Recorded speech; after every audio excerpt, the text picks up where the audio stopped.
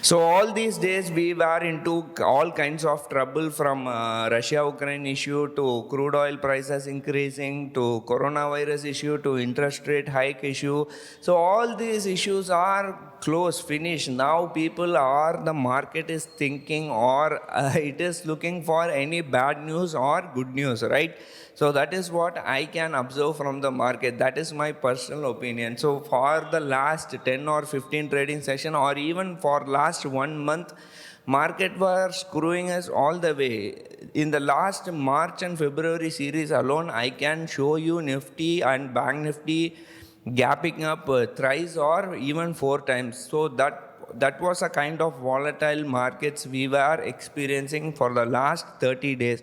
So at the end of this 30 trading sessions, what is the this thing is conclusion is that nobody had money, made money, right? So if the market is moving violently up and down here and there, how we would make money? That's what I used to say quite oftenly, that the bad thing which could happen to a option seller is any big gap ups and gap downs. Whatever happens in front of your eyes or whatever happens on the trading session, you can manage.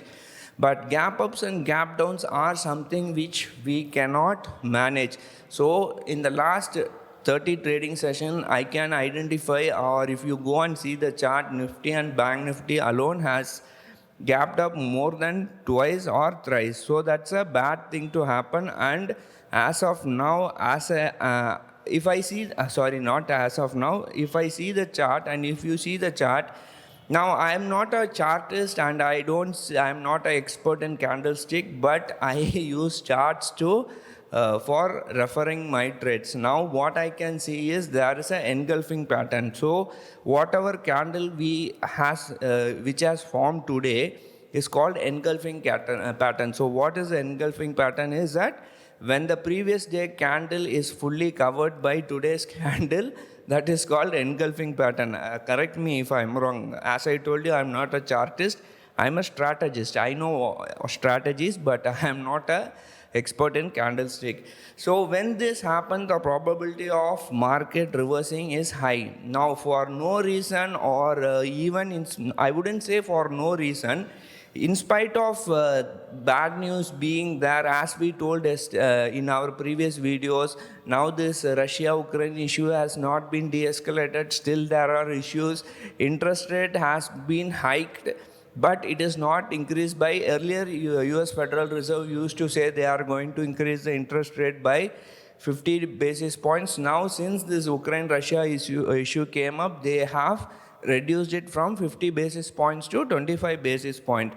Then there was coronavirus issue. China is very bad in coronavirus. Like they are even killing the pets. I saw an article somewhere where they are killing all the street or stray dogs in China. So it is very bad news in China, and this IT sectors, Alibaba, Tenant, all going up and down here and there. And for your information, retailers are not allowed to trade F&O in China. So that's a very unique market. So that's what we can see. So anyway, coming back to our markets, now what I personally feel is Nifty and Bank Nifty is in the formation of trend line. Now Nifty is in a trend. Now Bank Nifty has to touch the upper trend. Maybe it is going to come down, then after it will go up. We really don't know. We will have to wait and see.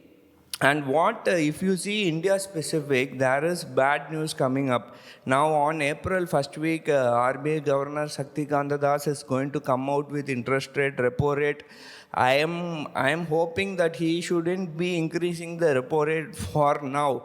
But if he increases, or if there are any inside information, or if someone is going to say that Shaktikanta Das is going to increase the repo rate, then that is going to be a very bad news to India. And we people tend to overreact. If Dow Jones is going up by maybe 2%, we will gap up 4%. And that's what has happened last week or 5 or 4 tradings before.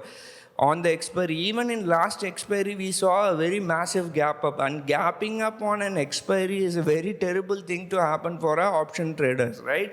So anyway, the this expiry, before this expiry, the previous expiry, we were in big trouble. I think 11th of March expiry, we saw a big gap up of more than 350 points. But luckily, this gap up, we had some hedge. So we were expecting some gap ups because of that expiry day. And why, I don't know why these people are coming out with important news on expiry day, right? So last expiry, I think this governor came out, Federal Reserve Jerome Powell came out with interest rate hike. So anyway, we escaped that expiry. We made some decent money, but gapping up or gapping down on expiry shouldn't be happening. You will find it very hard to manage your position when markets are gapping down or gapping up on expiry, because low premiums are going to be very cheap and you are not going to get time to make adjustment or do something. At least in normal days, if there is something, if something happens, we can do something or manage. But when it gaps down or gap ups on expiry, we will find it very hard to manage our position. Anyway, looking at the markets now, what I personally feel is that market may likely go into consolidation. Now there is no bad news. Everything, whatever news from Russia, Ukraine issue, interest rate hike, crude oil prices, everything is factored into. And talking about the crude oil price, I think today crude has gone above, Brent crude has gone above $110, if I'm right. Yeah, I can see Brent crude going above $110, which is a bad news for India. Even though FIIs are buying and buying, and once FIIs start buying, opposite will happen, DIIs will start selling. And let me see if FII data has come, and surprisingly, yeah, today they have sold for more than 2,962 crores and DIIs have bought for around 252 crores. So that's what we were saying. When they sell in huge number. They sell on an average, they sell between 7 to 5,000 crores. I have even seen FII selling for 8,000 crores. Now, when they buy, they will buy for 100 crores, 200 crores, 300 crores. They will not go above 500 crores.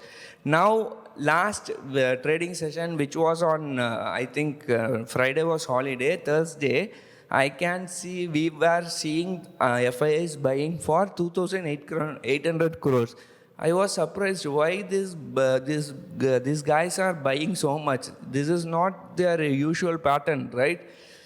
And today they have sacked the market. So they have bought only to fool people and bring it down. Today they have sold a massive of around 2,962 crores. I don't know what to say. These people are crazy and FIIs are also crazy. And what I can see from the open interest is that there is huge buildup in this thing also, calls also. Massive call writing happened today between 17,200 to 17,500 and even 17,600. And 17,500 is going to be a strong resistance to be taken out, and which is having 17,500 alone is having the highest open interest among call option. And when it comes to Bank Nifty, I think it is, let me check. Yeah, there is call rating, huge call rating, and 36,500 is 36,500 is having the highest call among OI among all call option. Yeah, 36,500, 37,500, 37,000 and 37,500 all having equal number of calls written. So there is a massive call rating when it comes to Nifty and Bank Nifty. And India VIX also should gone up extremely bad. I think it went up by around 8.5% if I'm right. So things are turning around. Let us see what is going to happen. I don't know whether we are going to go into a scenario which we were 4 or 5 trading session before. We were all happy when India VIX was dropping. Now we are getting back to the same scenario where we started. So let us see, this is option trading is a zero sum game. So if one is going to win, other one is have to lose. There is no other way. So let's see how things pan out. Hopefully we should consolidate. I don't see any big crash, and at the same time we are not having any good news also.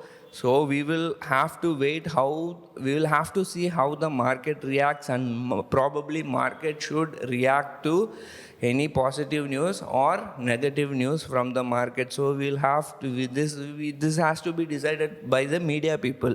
So let us see how they bring out or how they cook stories going forward. So that's it. Take care. Bye.